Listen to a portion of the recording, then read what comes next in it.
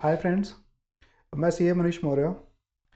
आज हम आपको बताएंगे इनकम टैक्स में section 194 I A payment on transfer of certain immovable property other than agriculture land. इस पर टीडीएस करता है जो 1% से वैल्यू अगर एक्सीड करती है 50 लाख से। तो 50 लाख से ज़्यादा अगर आपकी वैल्यू है और वो वैल्यू एक्सीड कर रही है तो फिर आपको 1% टीडीएस काटना रहेगा।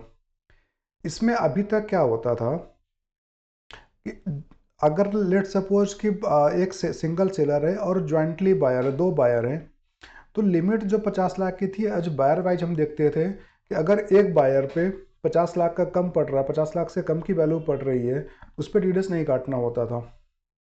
सिमिलरली अगर दो सेलर हमारे आ रहे हैं और सेलर हमारे ज्वाइंटली है बट परचेज करने वाला पर्सन सिंगल पर्सन है, तो वहाँ पे भी ये चीज़ें हमारी क्रॉस करती थी।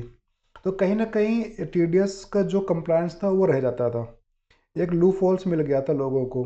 जेन्युइनली लूप होल्स था, ऐसा नहीं कह सकते कि ये कुछ ऐसा फॉल्स है। तो अभी 1/10/2024 से ये चेंजेस किया गया, इफेक्टिव है 1 अक्टूबर 2024 से। और ये फिनांस एक्ट 2024 में आया हुआ था और अप्लीकेबल किया था 1 अक्टूबर 2024 से।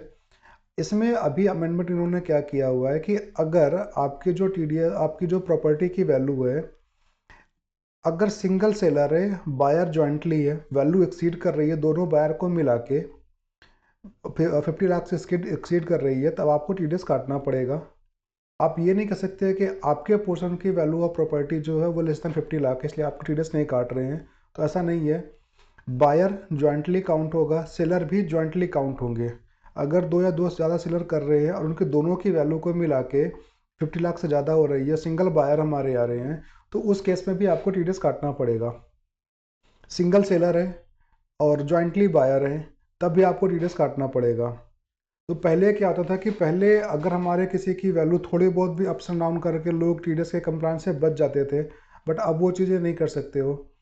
और जो 50 लाख की लिमिट है ये जॉइंटली देखी जाएगी, दोनों साइड से देखी जाएगी, सेलर के साइड से भी और बायर के साइड से भी। तो अगर आप किसी का टीडीएस डिपॉजिट करवा रहे हैं, आप किसी कंप्लायंस कर रहे हैं टीडीएस का, जो भी प्रॉपर्टी पे हमारा टीडीएस लगता है 1% का, सेक्शन 194 आई है, तो आप इस अमेंडमेंट का ध्यान जरूर रखना। ये बहुत छोटी सी चीज़ें हैं बट माइंड से स्किप कर जाती है और बाद में फिर उसके लेट फीस एंड पेनल्टीज वगैरह आती है तो एक अलग से कॉम्प्लिकेशंस हो जाती है।